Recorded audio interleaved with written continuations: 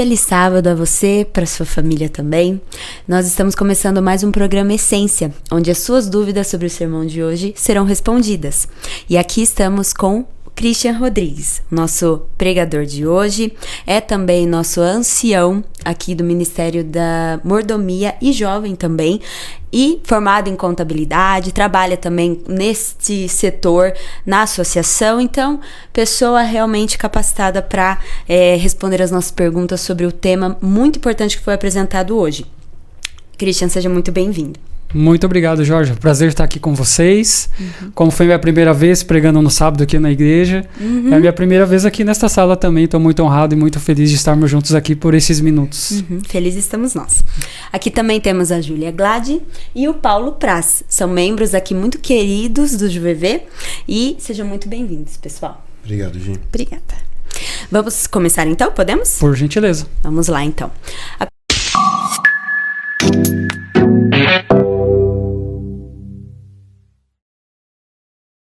A primeira pergunta diz o seguinte: irmão, eu acredito na sua integridade por conhecê-lo.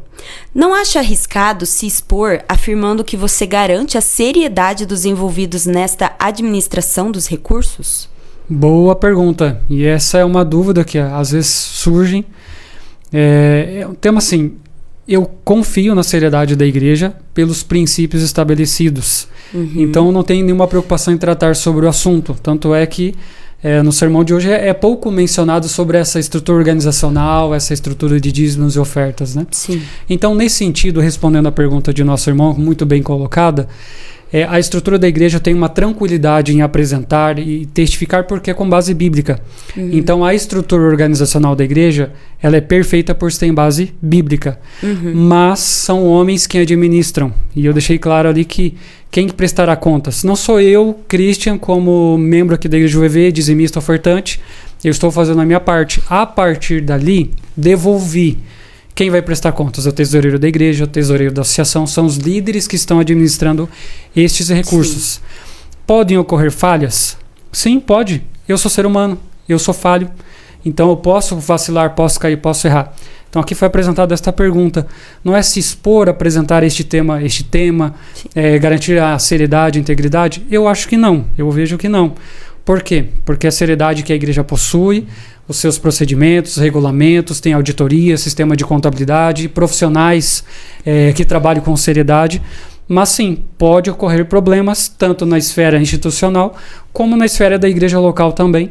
Mas por quê? Porque são pessoas que estão trabalhando, pessoas que estão administrando, pessoas que estão lidando diretamente com os recursos e nós somos falhos. Mas a igreja de Deus ela é perfeita e pura e verdadeira. Então eu me sinto muito tranquilo em trabalhar sobre este assunto, falar sobre este tema, porque eu vejo que a estrutura da igreja, sim, ela é perfeita, ela tem base bíblica e ela é uma igreja séria, porém são pessoas falhas assim como eu trabalho na associação, como foi dito, né? Então eu trabalho nessa área de tesouraria de igrejas, trabalho com finanças da igreja há 12 anos e é um grande privilégio, eu tenho aprendido muito, tenho podido perceber Deus conduzindo essa igreja, tenho muitos testemunhos e milagres que eu vi Deus mesmo nitidamente, é Deus que mantém essa igreja, mas também vi casos de pessoas que tiveram algum problema ou tentaram fazer uma fraude, algum desvio. Como que a igreja trata isto? A igreja tem sistema de auditoria, tem auditores, e quando percebe-se um erro, automaticamente essa pessoa já é desligada, já tem as medidas próprias para que o problema não continue ou se agrave ainda mais. Então, à medida que a igreja e instituição percebe qualquer problema, seja na esfera igreja local ou institucional, instituição da igreja, é identificado o problema e é resolvido, feito correções ali para que não tenhamos mais problema. Então, respondendo, eu fico tranquilo em falar, porque eu conheço a minha igreja por estar aqui como membro, mas também trabalhando na igreja, na instituição da igreja. E é um privilégio nós fazermos parte dessa instituição, dessa igreja. Eu sou muito feliz em ser membro, ser fiel nos dízimos das ofertas, e também sou muito feliz em poder ter o privilégio de trabalhar para essa igreja. Amém. Isso mesmo. Vai lá, Paulo, qual a sua pergunta? Christian, você falou no culto de hoje bastante sobre a história de Abraão e sobre seu chamado, sobre algumas vezes que a fé dele foi posta em prova, né? Tanto naquele momento em que ele levou Isaac ao sacrifício, como também quando ele, no próprio chamado dele, que ele foi chamado por Deus para sair da terra dele, mas sem saber a direção que ele iria, né?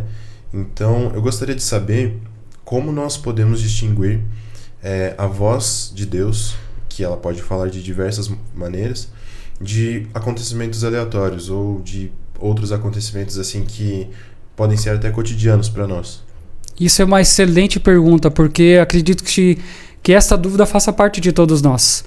Senhor, como identificar? Às vezes eu tive um sentimento ou percebi que precisava fazer alguma coisa, mas eu fiquei com timidez, eu fiquei com dúvida. Será que era a voz da minha cabeça? Será que era o meu eu? Será que era algum outro pensamento e não era a voz de Deus? Ao longo da minha trajetória, que não é muito ao lado de Deus nos caminhos dessa igreja, mas ao longo deste período estando na igreja, eu tive momentos que eu percebi que era a voz de Deus.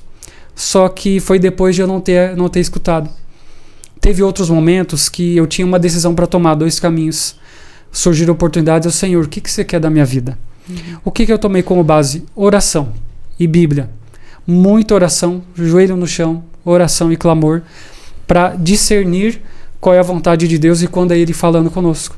Já aconteceu algumas vezes de eu sentir um desejo de falar com alguém, de falar de Deus, e eu, puxa, mas eu tô tímido, e eu não fui. E depois eu fiquei sabendo que aquela pessoa realmente precisava de uma oração, precisava de uma fala, que estava passando por um momento difícil que ninguém sabia. Sim. Então Deus, ele fala conosco, mas para ter esse discernimento é muita oração. E sim, não é fácil, não é simples nós termos, poxa, eu estou sentindo Deus todo momento, toda hora, isso. Não, a gente tem essa dúvida, só que essa dúvida é boa, porque nos faz chegar perto de Deus em oração e pedir que o Senhor fale, que o Senhor mostre, mas é isso que o Senhor quer? É este caminho que eu devo seguir? É o Senhor que está falando comigo para seguir este caminho mesmo? Então eu digo que é muita oração e Bíblia. Bíblia, palavra de Deus, oração. Acho que é o caminho para buscar esse discernimento. Mas essa dúvida, eu acredito que constante e para muitos cristãos. Sim, certo. Júlia, por favor. Cris, como que a gente consegue ter um cuidado na nossa fé e nossa fidelidade, diferenciando a fé e fidelidade de um fanatismo nessa questão? O fanatismo, ele vai muito ligado à intolerância, né? Então, quando a gente fala de fanatismo, vai muito para essa linha, para o extremo. E quando a gente olha para o evangelho, tudo é equilíbrio. Por que eu gosto muito da história de Abraão?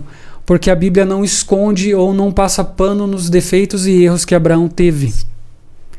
Ele foi um homem de Deus, é o nosso pai da fé, um grande exemplo, está na galeria dos olhares da fé, mas ele teve suas dificuldades. O fanatismo não tolera isso. E eu gosto sempre de pensar na nossa caminhada cristã como um degrau, como uma escada. Cada um está em uma etapa de degrau, no relacionamento, intimidade, na santificação. Então o fanatismo, ele não tem espaço para o erro. Mas nós, como seres humanos, vamos errar. E quando a gente entende isso, a gente vive uma vida um pouco mais tranquila, no seguinte sentido: eu sou falho, eu sou ser humano, eu sou pecador. Então eu vou errar mesmo eu não querendo. Que sentido que eu fico mais tranquilo? Que eu sei que eu vou errar, que eu sou um pecador. Eu não sou perfeito. E quando eu errar, o que eu vou fazer? Eu vou pedir perdão para o meu amigo, eu vou pedir perdão a Deus, eu vou buscar resolver ou consertar aquele erro, aquele pecado, e eu vou buscar a santificação me arrependendo de todo o coração.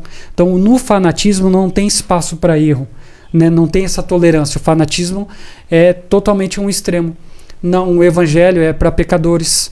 Cristo, quando esteve nesse mundo, ele comia com pecadores, ele estava com pessoas que eram marginalizadas pela sociedade. E ele veio trazer esse evangelho para pessoas imperfeitas, para buscarem a perfeição na caminhada cristã, mas que nunca será alcançada por nós, porque nós somos seres humanos, pecadores, e temos esse vírus do pecado. Quando que vai acabar o pecado e o erro? Nas mansões celestiais, lá não haverá pecado. Amém. Então eu vejo que para separar esta questão de fé e fidelidade com a fidelidade do fanatismo, eu vejo que o caminho é esse: é entendermos que somos seres humanos, pecadores, mas que precisamos demonstrar nossa fé e fidelidade ao Senhor, mas entendemos que iremos errar no processo e que outras pessoas também erram, mas que todos nós carecemos da glória e da graça de Cristo. Obrigada. Cristian.